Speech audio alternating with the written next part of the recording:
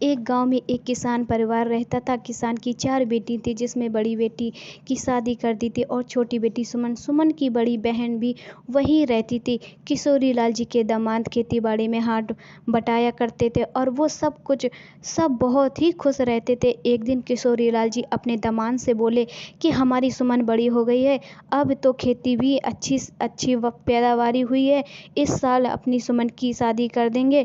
किशोरी लाल जी अपनी बेटी सुमन के लिए लड़का देखने गए। वहाँ बहुत ही बड़े सेठ के यहाँ लड़का देखा था और शादी करना चाहते थे।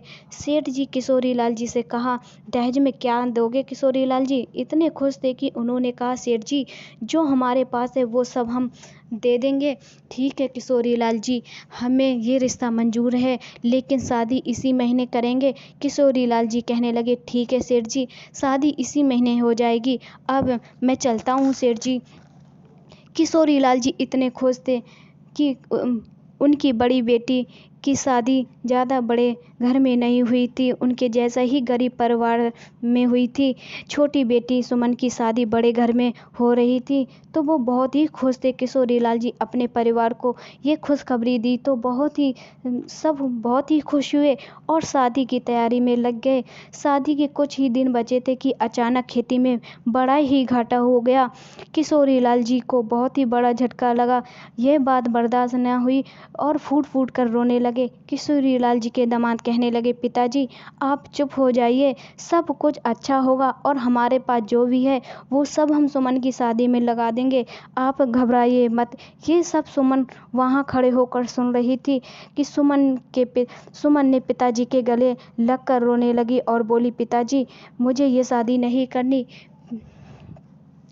करूँगी। बोली, पिताजी मैं आपके साथ ही अपनी बहनों के साथ यहीं पर रहूँगी, आप खेतीबाड़ी में आपका हाथ बटाएंगे। सुमन के पिताजी बोले, नहीं बेटी, बेटियों को तो एक दिन अपने घर अपने ससुराल जाना ही पड़ता है। सुमन ने पिताजी से कहने लगी, पिताजी बेटी भी तो एक बेटा होता है, फिर ससुराल क्यों जाना? किशोरी लाल जी ने बहुत ही समझा बुझा कर शादी के लिए मना लिया और कुछ दिन बाद किशोरी लाल के यहाँ बारात आ गई। शादी की सारी रस्में होने लगी, सब ने अच्छे से खाना खाया और विदाई की तैयारी होने लगी। सुमन के ससुराल वाले बोले, किशोरी लाल जी विदाई की तो सारी तैयारी होने लगी, लेकिन तुम्हारा दहेज कहीं दिखाई नहीं दे रहा है, कहाँ रखा है? किशोरी लाल जी हाथ जोड़कर खड़े हो गए, सेठ के पैरों पर गिर गए और बोले, सेठ जी खेती में बहुत बड़ा घाटा हो गया, दहेज नहीं हो पाया।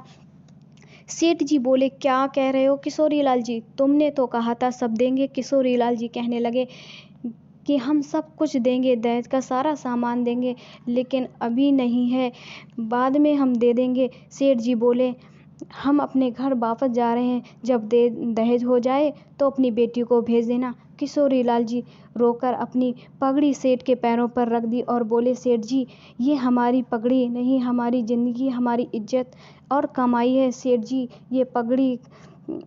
ने ये पगड़ी फेंक दी और चलने लगे। सुमन ये सब कुछ देख रही थी। गांव के मुखिया आ गए और बोले, सुमन तुम ये चुनाव जीत गई हो, गांव की सरपंच बन गई हो। ये बात सुनकर सबके होश उड़ गए। सुमन के ससुराल वाले भी वहीं रुक गए। सुमन के पिताजी ने सुमन से पूछा, बेटी ये सब कैसे हो गया? सुमन बोली, पिताजी मैंने भी चुनाव में अपना नाम दर्ज कराया था, मैंने आप सबको ये नहीं बताया, आप कहते थे ना ये सब ऊपर वाले की महिमा है, तो आपने ये सब देख ही लिया। ऊपर वाले का खेल, किस्मत सबकी एक बार पलटती है। सुमन